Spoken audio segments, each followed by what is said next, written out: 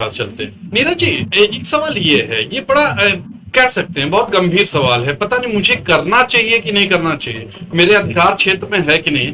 क्या लगता है कि इतना टाइम या 24 घंटा इतना सेवा इस मुल्क को देने पर सोना भी ना हो, सिर्फ 2 घंटे सोना हो पीएम साहब को, तो क्या इसमें स्थितियां खराब हो जाती हैं आदमी की, कि उसको सोचने समझने की स्थिति सही नहीं होती? क्योंकि खुद कहते हैं बीजेपी वाले कि उनके पीएम साहब 24 घंटे में से 22 घंटे काम करते हैं। तो क्या ऐसा हो सकता है कि इतनी मेहनत करने पर ये ऐसी ऐसी चीजें आ जाती हैं सामने? क्या लगता है ऐसा नीरज जी?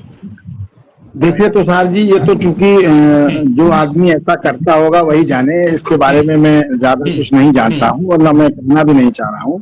लेकिन मैं एक चीज, हमारे और भी सीनियर्स यहाँ बैठे हैं, काफी बड़े पत्रकार हैं और हमें उनका मिलता रहता है। दुनिया में 38 देश ऐसे हैं जिनके पाठ्यक्रम में महात्मा गांधी को पढ़ा जाता है।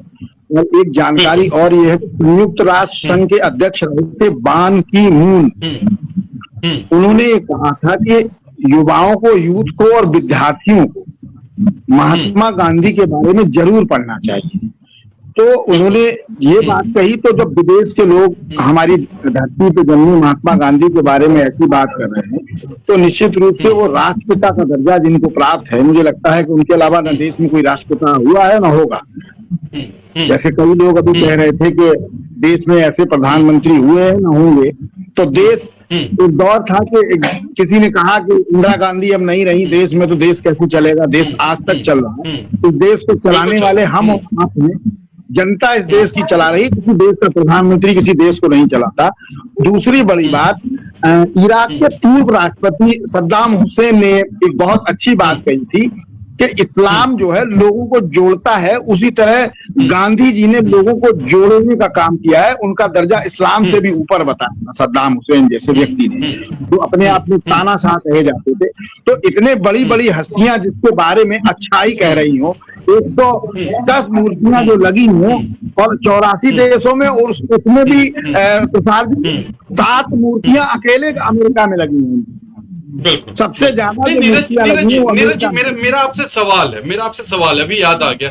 वैसे तो समय आपका यहाँ खत्म हो रहा था, लेकिन फिर भी मैं आपको रोक इसलिए रहा हूँ, एक सवाल इसमें दे रहा हूँ आपको, कि सवाल ये है कि खुद बीजेपी वाले कहते हैं कि महात्मा तो कांग्रेस ने बनाया, कांग्रेस ने उनकी इतनी महिमा बढ़ाई है, तो बीजेपी ये बात कहती है।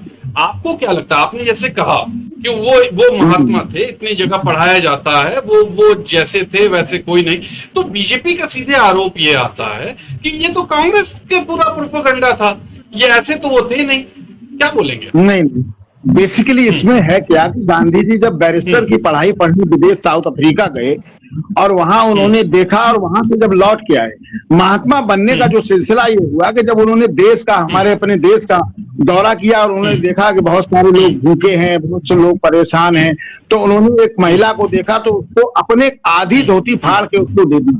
उसके बाद वो लाठी और आधी धोती में ही जीवन भर रहे। तो महात्मा वो तब बने, कांग्रेस नहीं महात्मा बनाने वाली थी उनको, बिल्कुल नहीं। कांग्रेस ने क्यों बनाया महात्मा गांधी? महात्मा थोड़ा ही उनको बनाया, महात्मा तो वो अपने कर्मों से बने। उन्होंने जो कर्म किए, जो उन्होंने देश के लिए कुर्बानी दी और जो उन्होंने चीजें वहां अपनाई, देखी। नहीं तो महात्मा अगर कांग्रेस बनाती तो पहले पंडित नेहरू खुद में बन जाते, पंडित नेहरू खुद बन जाते, महात्मा दूसरे को क्यों बताते? लेकिन उनके काम ऐसे थे, राष्ट्रपिता उनका दर्जा उनको मिला, तो निश्चित रूप से उनमें ये योग्यता थी। पढ़े लिखे वो इतने ज्यादा थे, जो आदमी आज से 77 साल पहले पढ़ने गया हो विदेश में, तो छोटा मोटा आदमी तो होगा नहीं, काबिल थे वो, तभी तो वहां एडमिशन मिला होगा उनको। ऐसा तो है नहीं कि अंगूठा छाप आदमी क्या अमेरिका में अंग्रेजी सीख के लौट के हो गया। तो निश्चित रूप से महात्मा गांधी राष्ट्रपिता ऐसे नहीं बने, उनके कर्म ऐसे थे जो उन्हें महात्मा गांधी से महात्मा बनाया, मोहनदास करमचंद गांधी से महात्मा बनाया, और महात्मा से फिर राष्ट्रपिता बनाया। जी तो सारे चलिए, जी बिल्कुल।